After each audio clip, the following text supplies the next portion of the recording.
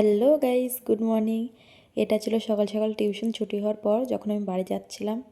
দেখো সামনে আমার দুটো ফ্রেন্ডও ছিল, তারাও যাচ্ছিলো। কিছু কিছু লোককে একসাথে দেখতেই ভালো লাগে বলো, যেমন এরা। তারপর থাকতে থাকতে আমরা চলে গেলাম, রোড ক্রস করতে হবে। তো রোড পার হয়ে এখন ওই পাশে গিয়ে দেখি বাস পাই না অটো। বাসে যেতে আমার একদমই ভালো লাগে না, তার জন্য ওয়েট করে করে অটোতেই বাড়ি আসি। তো দেখতে পাচ্ছ সকাল সকাল পড়ার পর কী সুন্দর রোদ দিয়েছে, তাই হুডি পরে গেছিলাম, গরমও লাগছিল একটু একটু।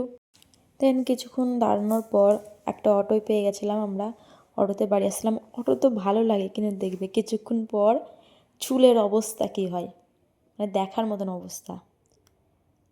দেখতেই পাচ্ছ এদের শুরু হয়ে গেছে, এত হাওয়া দেয় যে চুল আর চুল থাকে না। যতবারই ঠিক করি ততবারই এরকম হয়ে যায়, বিরক্তও লাগে, কি বলবো। তবু অটোতেই আসতে হবে, কারণ বাস আমার ভালো লাগে না।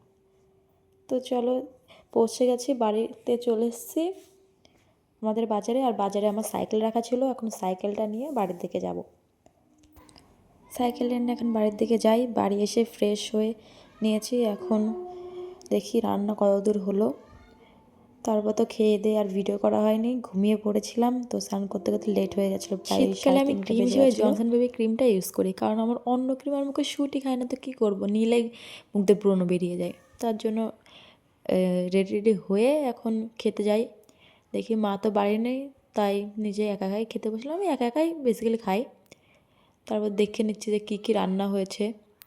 দেখলাম কাকিদের বাড়ি মাটন করেছিল, সেটা দিয়ে গেছে। আর আমাদের বাড়ি তো নিরামিষ তরকারি ছিল। তো ভাত বেড়ে নিয়ে এখন খেতে বসতে, দেখি মনেই নেই জলের বোতল এখানে নেই। আবার জলের বোতল নিয়ে আসলাম, এখন খেয়ে দিয়ে রেডি হয়ে নিয়েছি। যেহেতু আজকে আমার 2 জায়গায় ইনভাইট আছে কালী পুজোর। একটা আছে টিচারের বাড়িতে, ওখান থেকে ফ্রেন্ডও ইনভাইট করেছে, আর একটা আছে আর একটা ফ্রেন্ডের বাড়িতে। তো 2 বাড়িতেই যাবো, তার জন্য রেডি হয়ে নিয়েছি। ওয়ান পিসটা পরবো না, সাথে সোয়েটার বা যাই হোক চাদর, যে কোনো একটা জিনিস নেব। তো আজকে এইটুকুনি পর্যন্তই।